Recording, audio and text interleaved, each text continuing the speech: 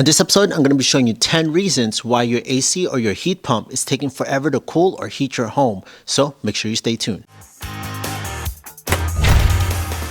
Hey there friends, welcome to Fix This House. If you're new to the channel, consider pressing the subscribe and notification bell so you can always be in tune on DIYs, how-to videos, and product reviews that I do within this channel. So you got your AC or your heater on inside your home and it seems like it's taking forever to heat or cool down your space. Well, let me get to reason number one. The easiest and most common issue that you probably have is a clogged filter in the system. If you look at this filter, it's pretty warped. It's starting to bowl on the inside. That means that it's struggling for the air to go out. If your filter is this dirty and not white anymore, then it's time to go change out your filter. And another tip with the air filters, make sure follow where airflow arrow is. Install this backwards, it's not doing any good. Make sure that you change mine at least once every 3 months. Another reason why your home is taking forever to cool or heat up is because your vent ducts are not insulated. If your vent ducts are running in a non-controlled environment, meaning that it's probably located here like in this crawl space, your attic, your garage, or maybe sometimes your basements where it's not fully insulated, then you need to add some insulation on these. You need those types, the R6 or R8 types insulation that just wraps around this, and it's fairly easy and I'll show you that in a bit. You need to wrap those up so that you can keep the temperature in these ducts to be able to meet it to your destination, to those rooms that you want to heat or cool down. So here's a great example of, yeah, it's insulated, but it's not fully insulated to the plenum. So that means that all the heat or cool is escaping through here because it's not fully insulated. So make sure that you check your vent duct and it goes all the way, the insulation, to the plenum. And make sure that your plenum is also insulated as well. This one is running out of insulation. That means we have to add some there. Here's a good area where temperature changes right away. Now these are R6 insulation rated. You can use R8 as well. And these are wrapped in foil. For the plenum, you can go and use flat sheets of insulation like this. They sell them in rolls. Now make sure wherever the plenum is exposed, you go and insulate that. That's where this flat insulation is perfect, so you can go and tuck that in to any elbows underneath pipes. This still needs some. Now here's another reason that most homeowners overlook is that their connections on their elbows or straight pieces are not fully sealed. Let me show you the difference. It's a great example right here where this 90-degree elbow is going connected to the plenum. So you see that there's a bunch of gaps right there. There's a huge gap right there. Or all these seams, you think that it's closed up. It's not. Air still can go out of those seams even though it looks like it's nice and closed off. But the big issue, at least here, are these big gaps. And to fix those is taping up. It's not the best solution for these, especially if you go and use that foil tape. Now another issue that people use is they use duct tape. Now here's an example where someone used duct tape and you see that duct tape does not work. It just pulverizes and turns crusty and turns to dust. The adhesive dries up and turns into crust because the constant temperature change from the air.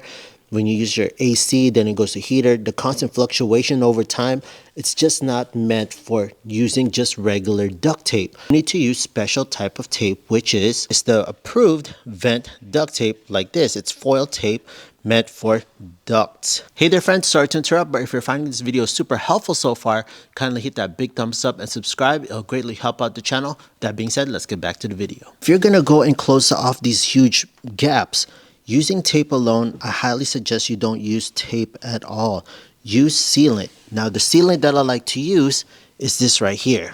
This is the DP 1030, and this one's specifically used for duct sealant, for ducts like those, for gaps. And this is water-based, so it's perfect. You can add water in here. This comes on pretty thick, which is good. Just use a regular brush. This also comes in a caulk form, but I like to use this because I'm doing a lot of duct work recently, so I need to use it, especially here and all these seams. Before you apply the sealant, make sure that all the dirt and dust have been cleaned off so you don't have anything gunked or piled up there. Just take this and apply it on any seam that you see, elbows, T's, these right here, I like to go and brush up into those seams. So there you go. I like to go against the grain so that it goes and it gets embedded in there. Now for these parts right here, it's best that you screw in any connections that are loose, because any vents that are loose, they're going to fall apart over time if you don't fully secure them. Put in a minimum of an 1/8 thick coat. On these bigger gaps, what you need to do is reinforce it with this. I like to use this one. This is the glass coat adhesive backed fiberglass tape. And any tools and materials that I use in this video, I'll leave those links on the description down below. Just check out those links for easy access. What I do is I cut pieces of this. Now this acts as rebar, just like cement. When you use rebar to go, it's add extra enforcement, holds the adhesive really well after it dries. I'm gonna put it right onto that big hole right there. Take a good chunk and lay it over like that. Depending on your situation, you can apply multiple of these and build it up as you go. And after it dries, you can add a second coat. Now after this dries, this is what it looks like. But one coat should be sufficient as long as you put at least a minimum of 1/8" thick. I've applied this on this elbow just yesterday, and it make sure you wait at least about 12 to 24 hours for it to fully dry. And you can see that on the seam right here, you can see that the gray sealant just went all inside there. Here's another tee where I put all this stuff. What I still like to do is I like to put foil tape over it just in case.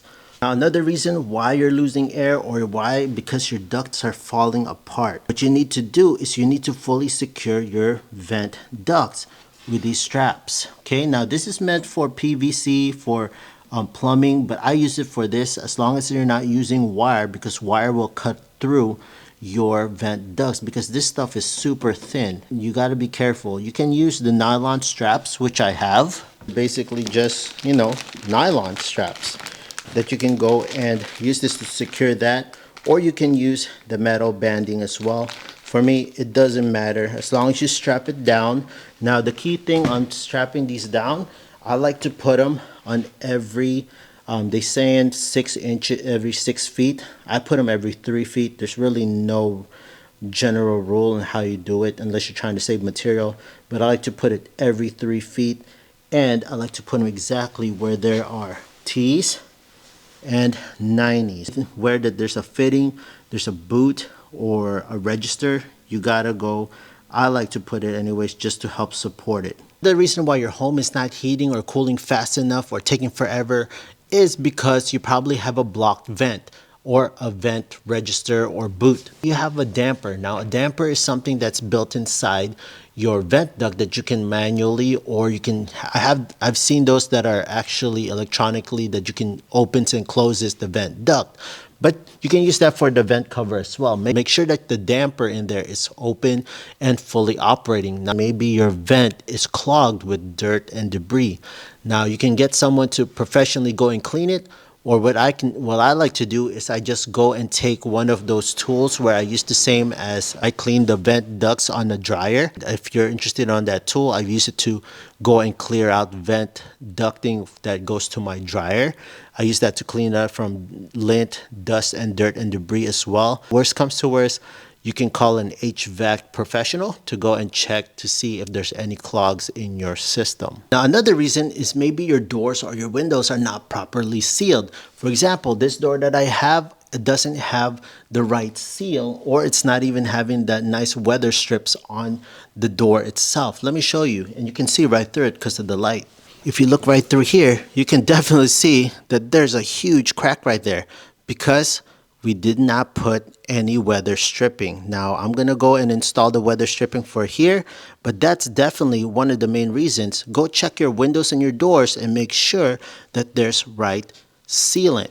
Now if it's something that is like something like this, you can use foam on if it's not closed up. If you're doing construction, make sure that it's nice and closed up, or you can go and use some caulking on those finish edges where drywall meets your doors or your windows. Okay, so just make sure that you have the nice seal around your doors and windows. Another reason why your home is taking forever to heat or cool is because you have the wrong size duct that are going through the space in your room. Now it all depends on the CFM, the airflow. Now in smaller rooms, typically you can use a 6-inch diameter duct, but for bigger and larger rooms you have to use bigger to 8 to 10-inch duct work just so they can have more air. Also depends how much your unit can support. It differs in sizes and differs in prices, so definitely you have to go and figure out how much you need so you can get the right system for your home as well. Now if you look at right here, you can see that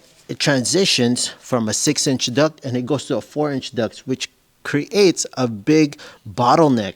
And now this is feeding all the way up and it's going to go to a smaller room. But if this was going to, let's say, this bigger space and it goes and reduces to 4-inch from 6 to 4, that's definitely not going to be enough to flow into this room.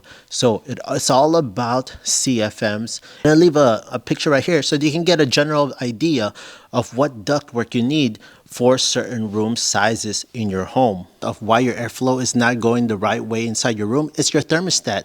Depending on where it's located, whether it's near a door or a window, it could give you false readings. So make sure that you have proper placement, and also it could be a bad thermostat. Make sure that you go and upgrade to a much better one. I know it's going to be a little costly, but I'll leave a link on the description down below which are more preferred for a thermostat. This whole place is a construction zone, but I had to put it right here, and you can see that this is a lot more basic. Now it's better to just upgrade to a much better thermostat so you can get that right perfect reading. Another reason why you're having issues with heating and cooling inside your home is maybe you have dirty condensers or evaporator coils. I know it's located outside, leaves, dust, dirt, and debris can get in there. So it's make sure that you clean at least twice a year or any time that you're going to go use it. Go and check it.